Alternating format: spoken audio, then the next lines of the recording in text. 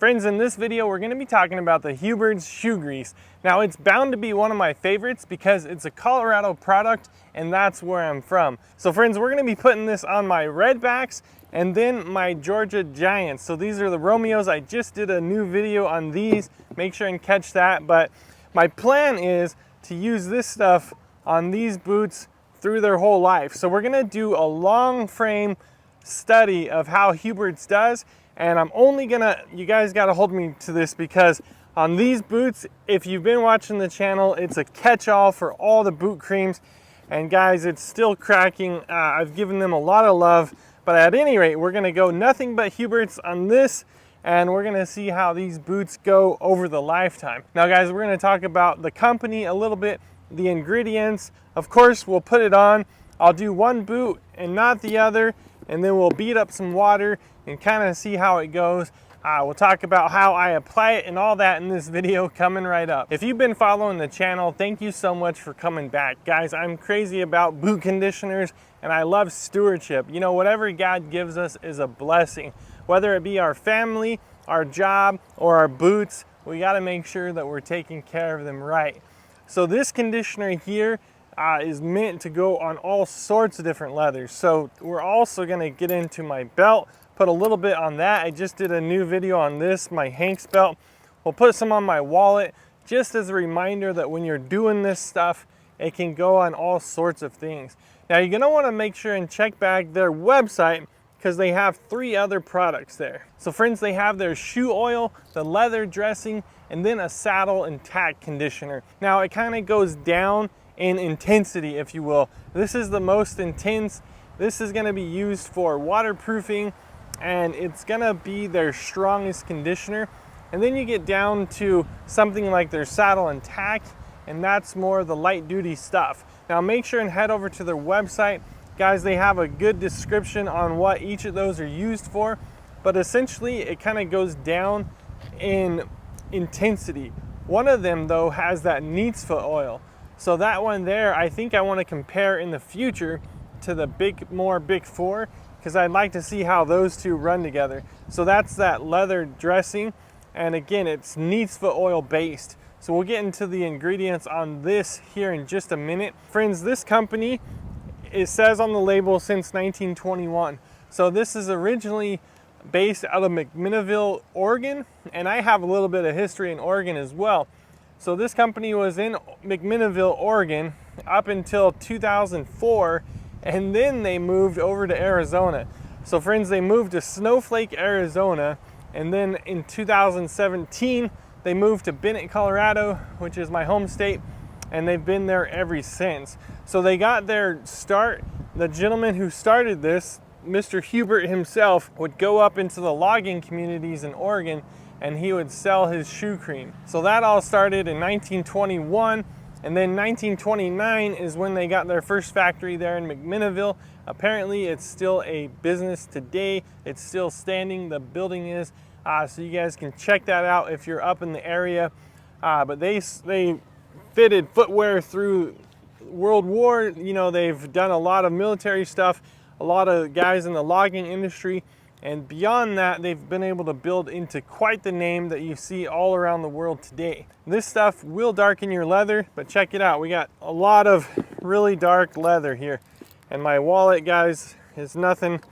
It's a Duluth wallet, nothing to write home about. I'm not concerned with it changing color because it already is changing color. So all this stuff is already dark, so I'm not worried about that.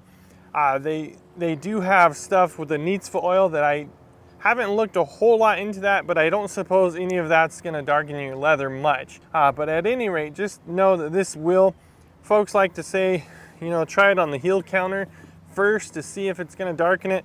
I say, why not go to the upper? You know, this is a 6-inch boot. Your pant is gonna cover that. Why not come up into the upper and try it, give it a day, see how the color is, and then decide if it's something that you wanna use. On a dark leather, I wouldn't worry about it, just go straight in. You know, a baseball mitt, a set of leather work gloves, stuff like that is what this stuff was used for. The guys up in the Pacific Northwest doing logging, a guy like that could care less what color it's gonna be or all about the patina. They just wanna know that their boots are treated and that they're gonna last them a really long time. So friends, if you've been watching the channel for a while, you know that I tend to like more of the paste conditioners. Of course, there's oil. A lot of companies will put out the oil and the paste. You know, I think of Obanoff's with their LP and then their oil. And of course, they do have slightly different applications or uses, but a lot of guys just use it based on how they like to apply it. So I like a good paste. I can lather it up and put it on with my hands, whereas an oil, you put it on and it starts running all over. You might try a rag, you might try your hands. Again, we get it done, but that's kind of my preference, is kind of a thicker paste. Grab something that you like using because you're more likely to do it. And I end every video with, don't forget to give your boots some love from time to time, because they really do need it. You know, this is a product that you're buying that is gonna take a little bit of love and care, if you will. So let me open this up a little bit and we'll get into the ingredients. So guys, if you haven't, make sure and check back the channel. I have this Cold Steel 80 tin knife. So this, I'm just gonna pop this can open. Again, there's all kinds of different conditioners out there in different kind of jars and glass and plastic and this and that. What you'll start noticing is the smell. So friends, this stuff here is gonna have heavy beeswax, and then it's gonna have pine tar. Now, we don't know a lot else about the ingredients. It's a proprietary thing. They don't have it on the internet. They don't have it on their website. That's something they're gonna hold back for themselves. If you do check the website, it's kind of fun. They still use these tools from the 1940s that fill these cans. And they kind of say, if it's not broke, why try to fix it? So it's a really vintage application going on there, really vintage tools. Again, they moved these tools probably from McMinnville down to Arizona and over to Colorado. But at any rate, we don't know a lot about the ingredients, but what we do know, again, is that both of those ingredients are gonna have the antimicrobial and antibacterial properties. You can get into their website, but as you've checked back some of the cleaning videos, we talk about different conditioners. We've done a lot of conditioners on the channel. And yeah, you can go into your kitchen and grab some oil or different kind of food type oils, but all those go rancid. So you will still see a couple products out there using different kind of materials and ingredients like that. Something like coconut oil, why can't you just put that on? Again, you get into, some folks put Vaseline on their shoes and stuff, but some of these have properties in them that actually will dry out the leather. You know, if you have any type of chemical in there with like petroleum or something, sometimes that dries out the leather. If you have silicones in there, it'll plug up and clog the leather. So, you know, it's a good thing for a guy to be a steward of his boots, but then take it a step further and see what you're applying on there and just give it some thought. You know, we're doing a long study of all these different shoe conditioner companies, and Hubert's is one that's been around for a really long time, and a lot of people have some really good things to say about it. A lot of good reviews. I'm actually surprised I haven't got to it sooner. There's just so many out there. Again, this is my journey, taking you guys with me. But yeah, you'll notice that pine tar smell right away, and then it has the beeswax. Something I thought was really interesting is one of the boasts, kind of the claims made by Hubert's, it's that it's unfiltered beeswax. However, when I sat down on a conference call with Cobbler's Choice, talking about their ingredients, their boast was that their beeswax is triple filtered. So I got to give that some more thought. Let me know what you guys think about that. I'll do some more research and see which way's right. You know, is it better to have Cobbler's Choice triple filtered beeswax or Hubert's non-filtered beeswax? At any rate, friends, I think that's enough about the company and the ingredients. What say you? We start putting some of this on these boots here. So friends, quickly, we'll just give these a brush down. Again, these guys are getting up to the point where they could use a conditioner. And to be honest with you, we don't know a lot about the leather over here at Georgia Boots. So we don't know exactly how they treated it from the factory. I always tell you guys that boots really don't need a lot of conditioner right out the gate because they come packed with so many oils in there. But you know what? It's been several weeks now. A lot of hard use because I've been wearing pretty much nothing but these. And I've really wanted to just get a nice layer of conditioner. Now look at how sad these redbacks are getting. I mean, that's with just, I can't tell you how much conditioner has been on these boots. We don't, you know, these aren't resolable. There's no kind of Goodyear welt, no kind of welt on there at all.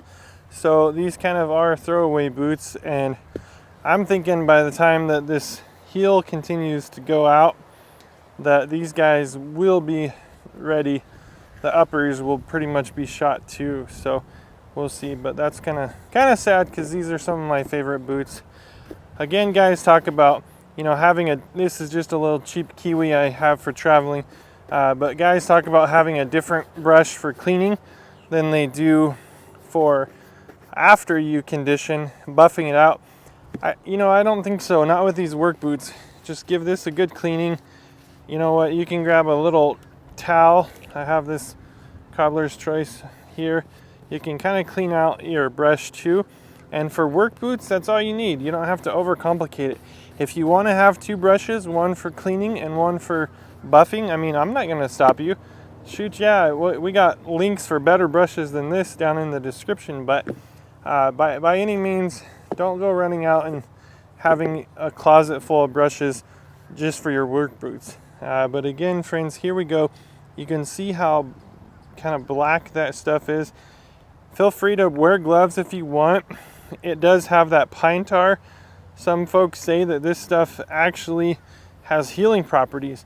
If you have some kind of skin diseases, folks used to actually use that pine tar for healing body ailments, if you will. But so I'm gonna rub it on with my hands. Feel free to use gloves, but just know that you don't need to. You can also use a little brush. You can also use a rag, whatever you need. But we're gonna get these boots coated, and this is all I'm gonna run on these Romeos. That's gonna be the goal and the plan. So let me not get distracted and accidentally do that other boot. I'm gonna do one and not the other. You really, to get a good test out of it, you want to have like 12 hours to let them dry, but we're gonna beat up some water on them anyways. So I did the left boot there. Why don't you say we do the left boot over here? And then you can take a rag in a couple hours and just make sure everything there is actually worked through. Make sure you're not missing any spots, but this boot has so much cracking on it. Again, friends, I always tell you, grab your boots, your wallets, your baseball mitt, whatever you have, kick back, put on some music, put on a good YouTube video, kick back and watch The Gentleman's Journey while you're conditioning your boots. I think a brush is really good about helping get it worked into these spots here. Maybe pay extra attention around your stitches there. Make sure you're getting some down in those stitches. And I always find on these boots, it's kind of hard to get it in here, so I spend a little extra time getting it right down in there. And in terms of the smell, guys, it's gonna go away. It's not anything, you know, it's kind of strong right out the can, but you don't have to worry about it being a long-term effect. But you know, it does remind me of oil or grease. It's called the Hubert's shoe grease. It does remind me of that. All right, so again, I'll work that in a little bit more off camera, so I don't have you guys here all afternoon, but there's kind of the difference. I've showed you these guys a million times, these boots, and I won't do the whole thing here, but again, just hit it a little bit. The good thing about a wallet though, friends, is your fingers, your hands have so many oils in them already that you really don't have to do your wallet that often. It's just the oils in your hands as you're going for your cards and stuff end up getting that. So I'll work that in a little bit more as well. Then this belt hasn't got anything yet. Again, it's a dark belt, so I'm not worried about changing the color at all.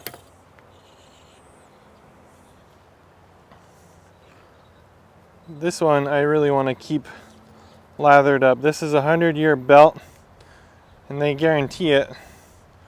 But that doesn't mean, you know, I just want to send it in for any reason, or I want to abuse it. This is that roof outside, so it's going to absorb quite a bit more of this shoe grease on that side. And you know what, friends, if you check their website, one of the things they say that a lot of their conditioner is good for is wood.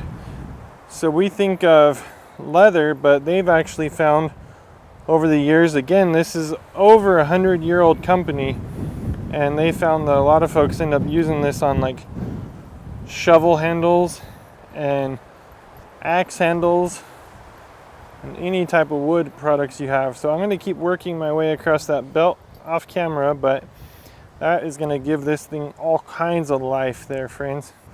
All right, so here's a little bead test, if you will. I'm going to put some water in my hands, just see how it comes off that boot there. These boots,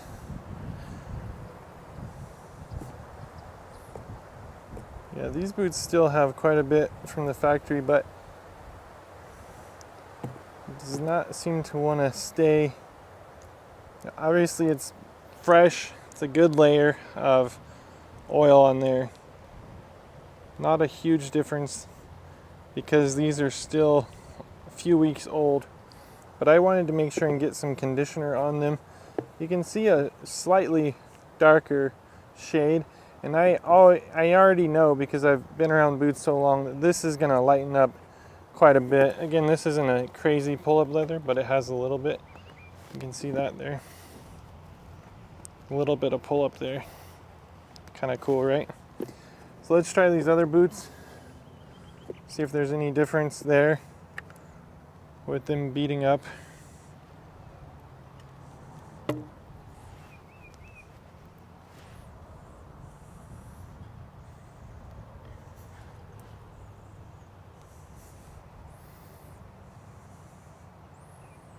And you can tell, friends, I keep these guys pretty conditioned, even though they're so dry and so cracking. They're still, I would say it's definitely soaking in, obviously, in some of, oh, there we are, dropped the boot. I would say it's obviously soaking in some of these dry spots. That looks terrible, friends, but trust me, I condition it a lot. It's lost the outer layer, so that needs a lot of conditioner.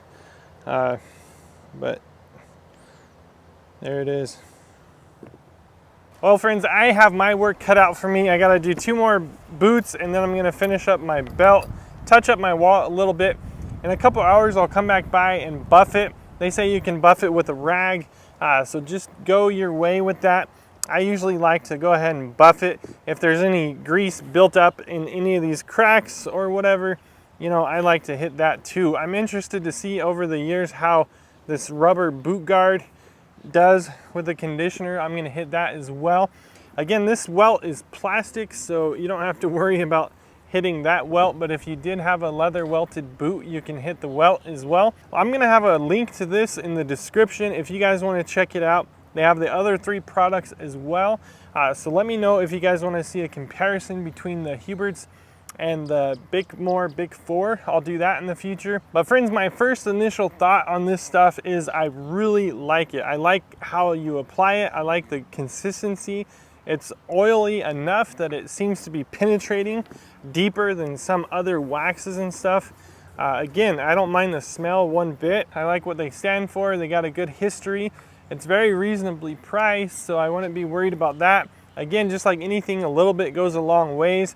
So I could see this lasting a long time, especially if you're conditioning all your boots at once. You know, I could still see it lasting a really long time. Let me know your thoughts if you've had this or if you've had any of the others. Let me know what you guys think about the wax, triple filtered or not filtered. Got a lot of fun stuff coming up on the channel. Got some new boots that I can't wait to show you guys. So a bunch of fun stuff to stick around for and subscribe.